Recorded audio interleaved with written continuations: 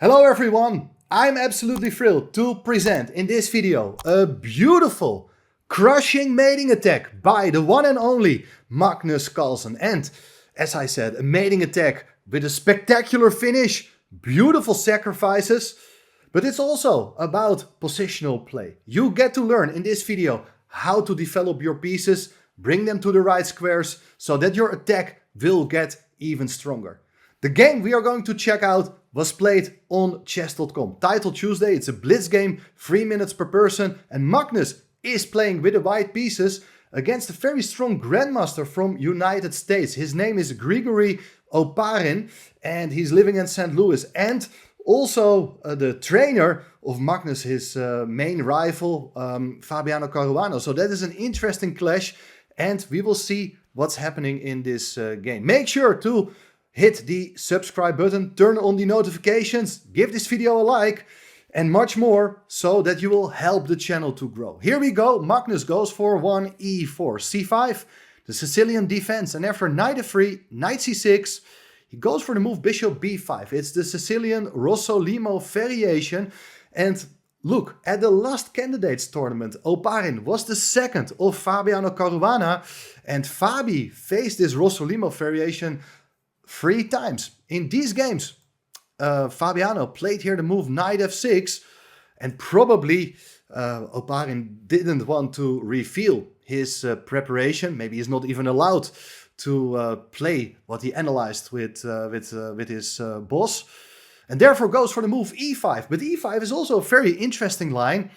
Now after castling kingside, the bishop goes to d6. This may look strange, but the idea is to get the bishop to c7 and maybe later play the move d6. This is a system Magnus Carlsen has played himself various times, also against Fabiano Caruana. So a lot of interesting things going on behind the scenes. There are different ways of playing. I would say the most logical move here is to go c3, maybe to play d4. That is one idea.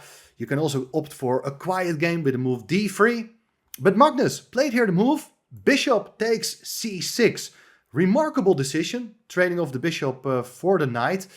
Looks like it's perfectly playable, but we know that in general bishops are somewhat better than knights, normally speaking. But here we do have a semi-closed type of position. Black takes away from the center with the d-pawn, opening up the path for the bishop. White goes for the move d3. Typical Rossolimo strategy, trading off the light squared bishop and then placing all the pawns in the center on light square. So the pawns are not going to hinder the bishop on c1. Now, big question for black is, how are you going to develop your minor pieces? And especially, what are you going to do with the knight from g8? Well, here Oparin played very logical move knight f6. But in hindsight, probably a better idea would be to develop the knight to e7 so that it can go to g6, from where it defends the pawn on e5. Maybe later on, the knight can also go to other squares and you keep the path free to use your f-pawn. Maybe put a pawn on f6. Maybe at the right moment after castling, you can consider a pawn break like f7, f5. Lot of ideas here, but let's check out what happened in the game. Because instead of knight e7, knight f6 played, knight bd2, queen to e7, overprotecting the pawn on e5, and white goes for the move b3. Very logical move. Knight d7 played. Now you're thinking, why is this knight going to that square? Well, you should see that white's plan is very simple. He wants to put a knight on c4, attacking the bishop. Bishop goes to c7. And well, here the bishop comes to b2. This is part of white's game strategy. These 3 minor pieces are attacking the pawn on e5. Now the pawn on e5 is absolutely safe. It is defended by also the black pieces on c7, knight on d7, and the queen on e7. But in general, you don't want your pieces to have these kind of defensive duties. And I would say that a move like f6, that is a pretty good idea. Maybe later on you can maneuver your knight from d7 to f8, from where it can go to g6 or e6. It does make sense to stay flexible with your king, not to commit yourself to castling too early. And that is in fact what Oparin did. He went here for castling kingside. Now this looks absolutely natural white played the move a4 to secure the knight on c4, so you're covering the b5 square. Black is not really tempted here to play the move b7, b5. b6 played, so, well, everything looks rock solid, but here Magnus shows some very deep understanding of the position as he goes here for the move king to h1. Now, if you look at this for the first time, you may think, why is white going to play this move? Well, there are various ideas, but tucking the king away in the corner is quite safe. If you're opening up the center at some point, the king is quite safe here in the corner. One typical idea in these structures is to go for the plan with rook g1 and then play g4. So you prevent black from carrying out the pawn break f7, f5. And white has ideas, for instance, to move the rook to g3, move the queen, put a rook on g1 and try to place all the pieces on the king side to build up the pressure on that side of the board. Now black played the move rook d8. This is an interesting idea. Why does black play that move? Well, their idea could be to play the move f6 to overprotect the pawn and then guide the knight to a safer spot. Knight f8, maybe knight e6 or knight g6. And if you continue with that plan of rook g1 and g4, then all of a sudden the f4 square becomes pretty weak. And that's a great square for the black knight. So here white changes his mind and instead of rook g1, plays the move g3.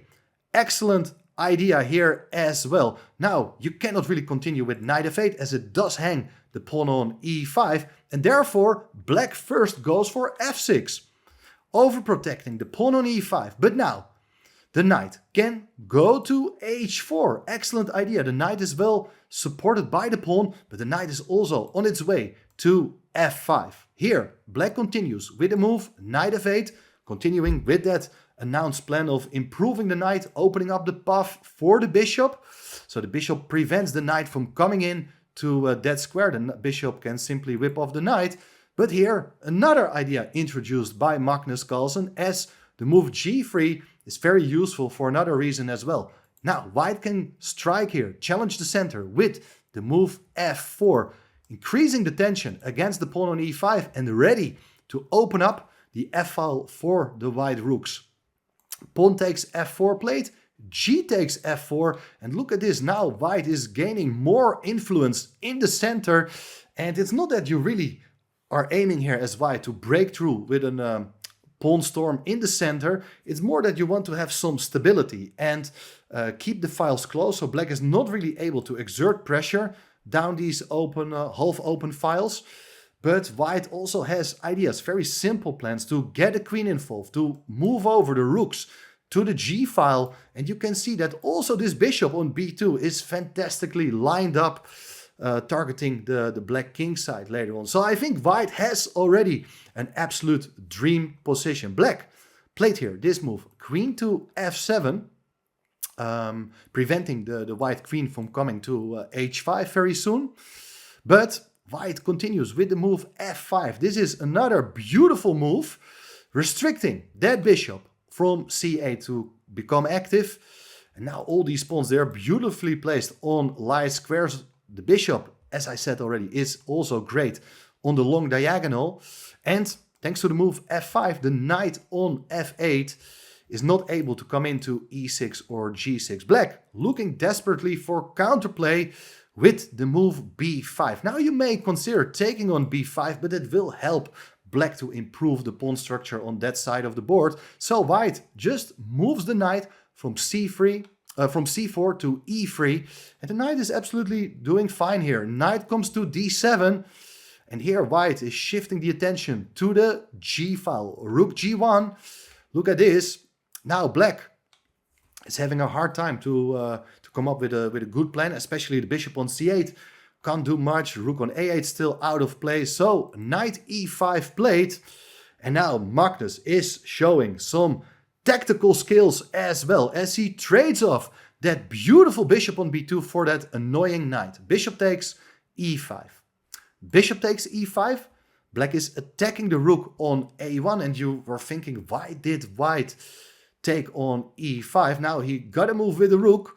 No way! Knight g4 played with the key point that if black does take the rook on a1. There is knight h6 check with a huge knight fork. You're going to win the queen. The g-pawn is pinned thanks to the rook on g1. King f8, knight takes f7 is game over immediately.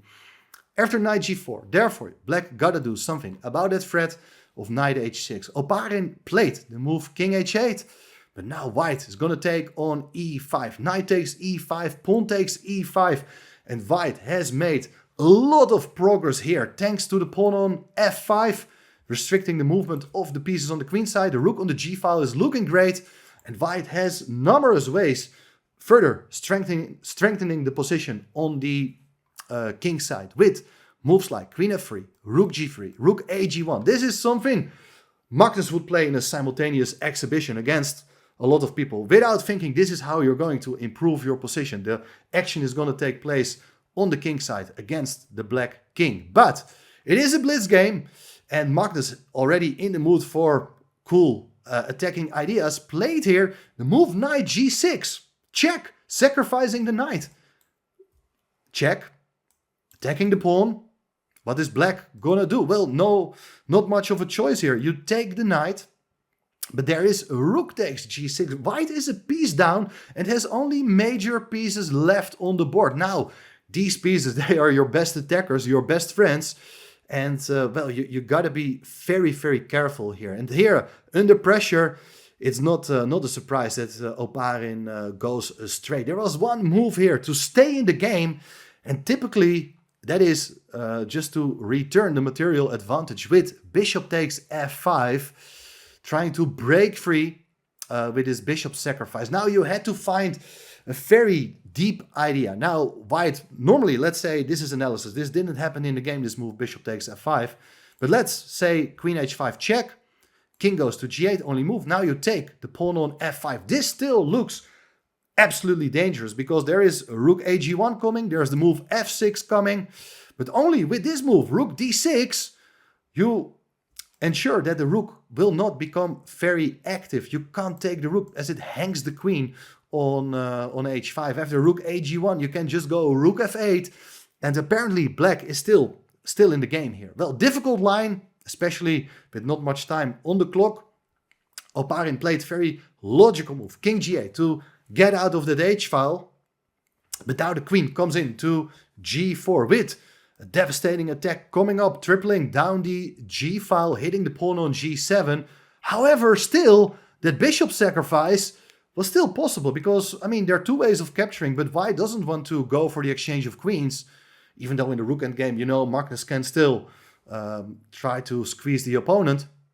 But if you do take here with the pawn, the attack is not going to be as strong as in the game, we will see, because here, queen d5 check is the key move.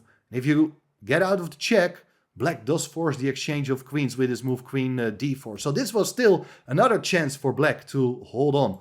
However, there followed the move a5. You're thinking, why is Oparin playing on that side of the board? Looks like a pretty useless pawn move, but the idea is shown on the next move. Rook g1, threatening to take on g7. Rook a7, that's why. The pawn is on a5. The rook is helping out on the 7th rank, defending the pawn on g7. But, well, white will find a new target as the queen comes to h4. Another tempo move, hitting the rook on d8. Now, there are various ways of playing. You can move the rook. In the game, there followed the move queen e8, also defending the rook, so sticking to the material. The rook on a7 takes over the defensive task of the queen on the 7th rank. But here, Magnus is not going to hit the pawn on g7 one more time. He finds another weakness, and that is found on the h-file. Rook h6, beautiful idea. That's why you should bring all your pieces into the attack. The rook on g1 is pinning the pawn on g7. That's how white is now able to threaten the move rook h8, attacking the king. You're about to win the queen, and probably there are mating ideas as well. Here, black decided to run away with the king. King f7. But here, pause the video for a couple of seconds if you want. Hit the subscribe button, of course. You do a good thing to support the channel, guys. I really love you if you do that. But then, time to spot the sacrifice. As here, rook takes g7.